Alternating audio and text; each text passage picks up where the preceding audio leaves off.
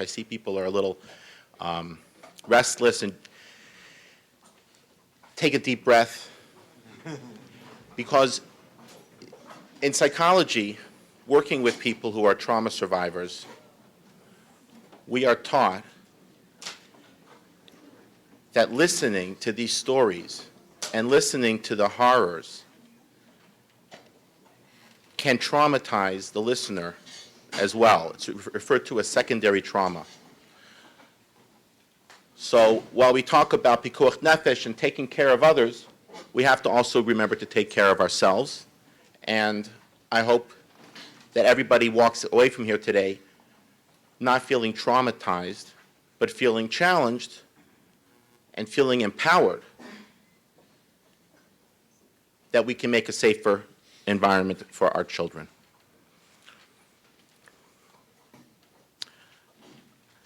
First of all, by way of introducing myself, I'd like to say that, to paraphrase a famous television advertisement, I'm not only the executive vice president of the Jewish Board of Advocates for Children, I'm also a client.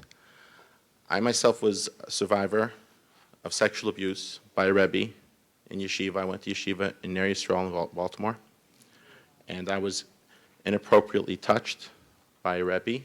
Thank God it didn't go on for very long.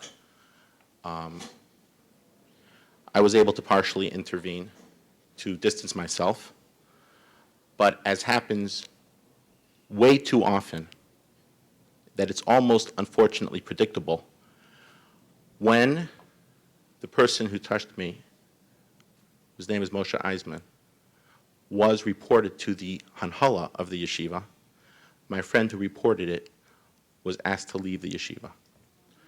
This was many years ago. Things have started to happen at this point to address the situation. I'm not going to go into the whole history, but I wanted to tell you that.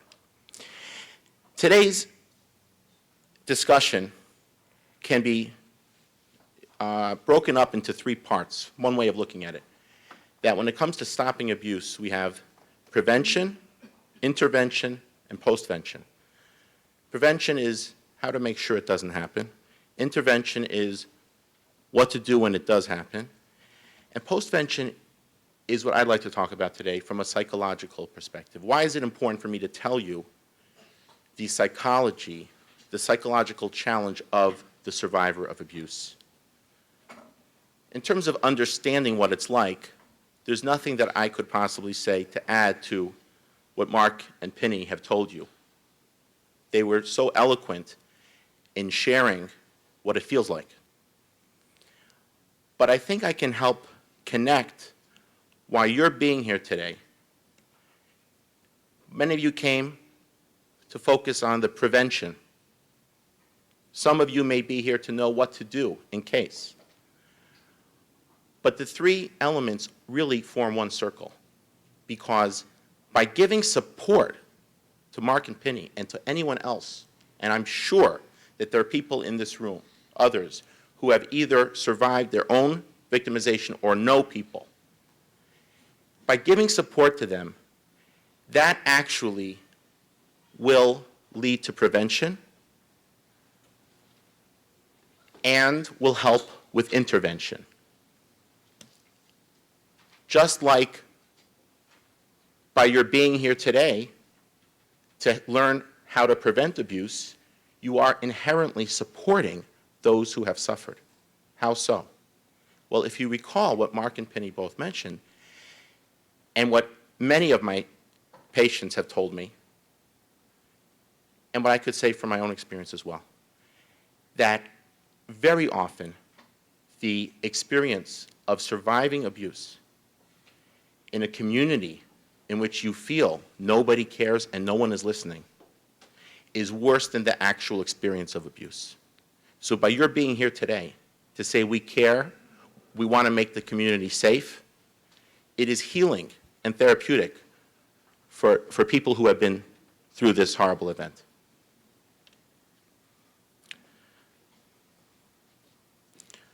But in order to really give support, it helps to understand a little bit of the psychology and the dynamics of what abuse can do to people. And I know that for people who aren't expert in this, there is sometimes confusion about why. Why is it so traumatic? And usually there's one person in the audience who will say, I was abused and I wasn't traumatized.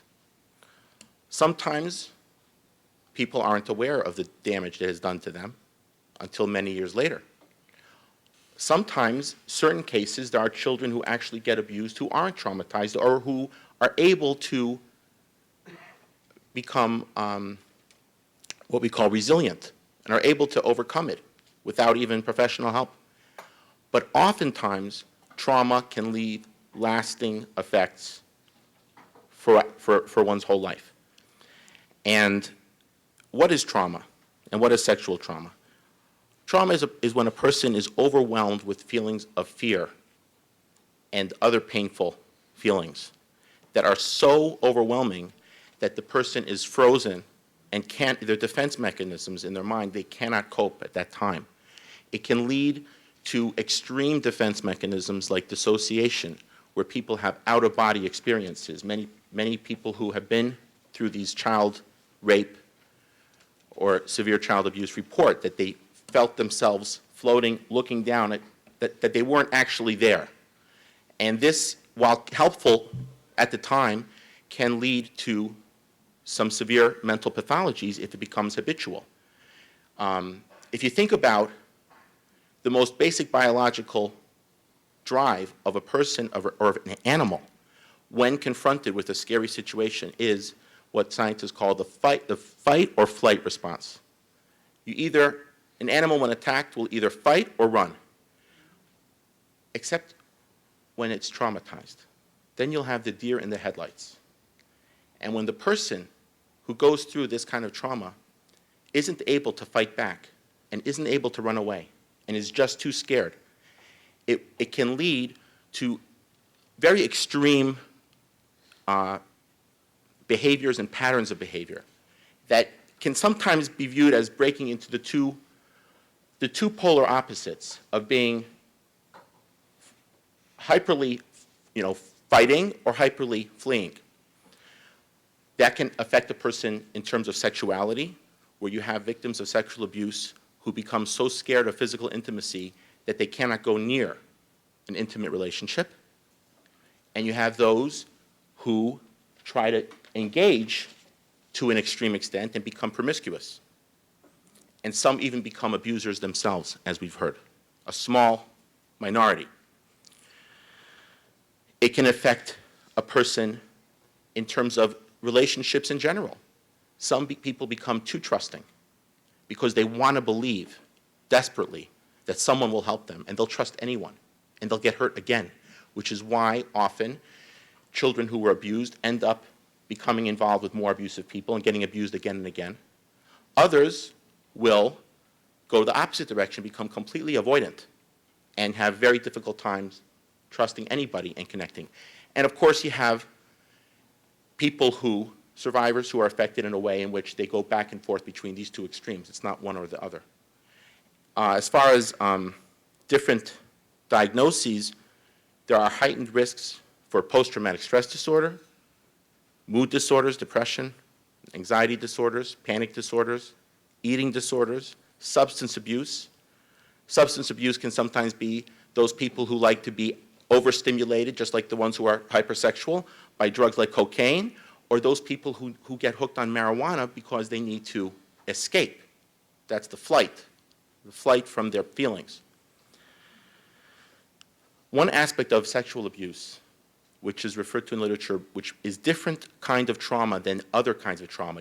I'm sure everyone here has heard of what happened recently in Chile with that incredible rescue of people who survived a horrible situation in a mine, an accident in a mine.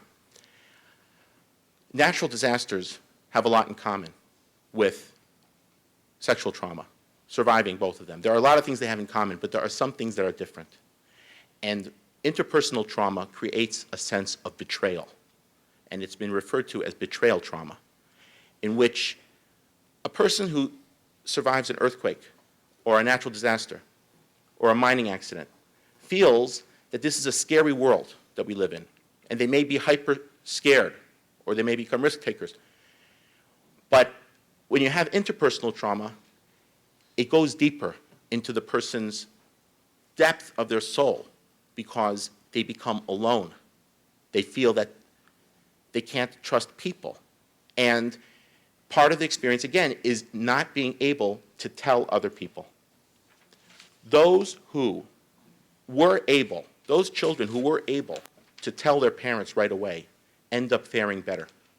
So if you do have that little discussion, which shouldn't be such a little discussion, it should be repeated regularly with your children, if they will come and tell you, if God forbid it happens, not only can you do something about it, but it actually is therapeutic. Just like by you being here today and giving us a chance to talk about it, it is healing.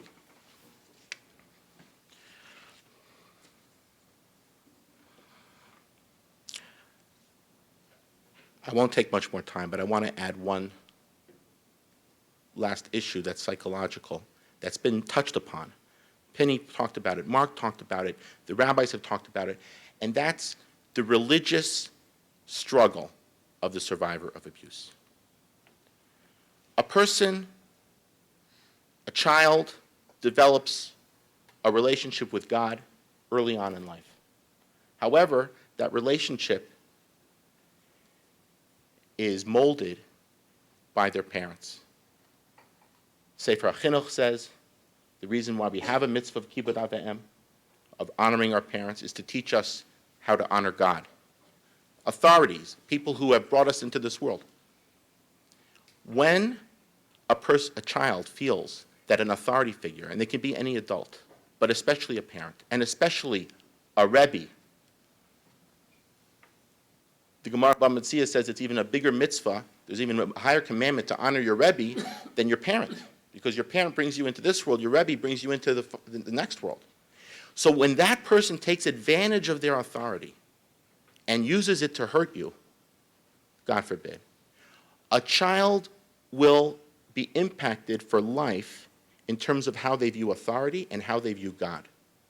And when religion, as we've heard again today, I won't repeat all the ways in which religion has been misconstrued to keep the child quiet and to have nothing done to protect him or her, they can actually come to the feeling that this is what religion is about. And is it any wonder that the people who work with teens at risk in the Orthodox Jewish community, who see many of our teenagers disaffected and going off the derech, have said, and I've talked to a lot of these professionals, rabbis and others, who have quoted me statistics, up to 80% of these children have gone through abuse. Now that's bad news, but it's also good news. Because rather than what a lot of rabbis will tell you, that it's this popular culture that's stealing away our children, and we have to get rid of the internet, get rid of the television, and we'll be fine, and they'll all stay on the right path. That's very hard to do in this day and age. But it turns out that if we would just protect our children, most of them would be happy living the lives that we would like them to live. So the good news is that we are on the right path today. I'd like to thank also all the speakers, the Rabbanim, the survivors, the lawyers, the prosecutor especially, for coming and making a special trip to tell us what we can do, and to thank all of you again for participating.